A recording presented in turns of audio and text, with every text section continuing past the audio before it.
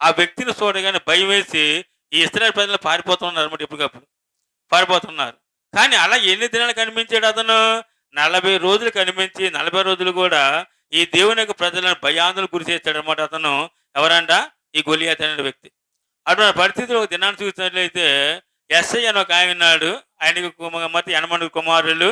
అందులో చూసినట్లయితే ఈ కుమారులు కూడా సౌలు దగ్గర పనిచేసే కొంతమంది ఉన్నారు.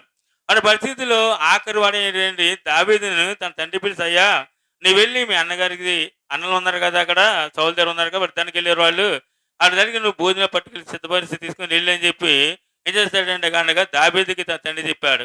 దావీదు అప్పుడు ఎలాగున్నాడంటే చిన్న పిల్లవాడు అన్నమాట, చిన్న బాలుడు. దావీదు పెద్దవాడు కాదు, చిన్నవాడే. అని పరిస్థితి 8వ వాడు ఆ ఎస్ఐకి.